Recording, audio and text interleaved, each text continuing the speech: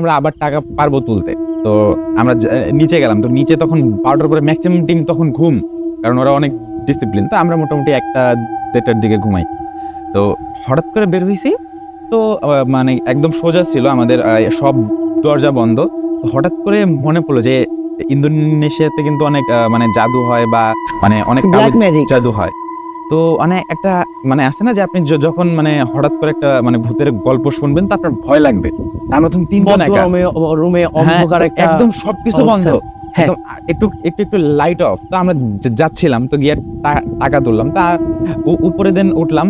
তো যখন আমরা যখন লিফট আসলো, দেখি যে লিফটের লাইট অফ অন হচ্ছিল।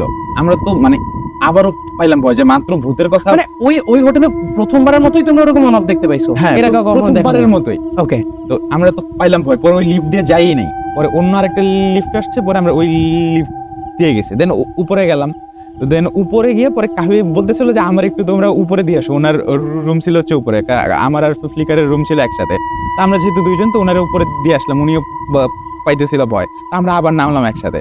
তো হঠাৎ করে যখন আমাদের রুমের সামনে গেলাম, তো আমরা হালকা পাতলা ভয়ে আছি।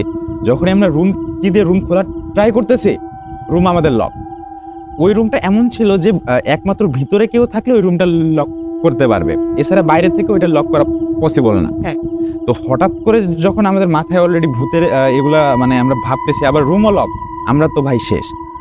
পরে সাথে সাথে আমাদের পাশের রুম ছিল হচ্ছে আরসির। তো তখন রাত মোটামুটি অনেক। তা আমরা রুমে কলিং বেল দিতে দিতে ওদের রুমে প্রথমে ঢুকলাম।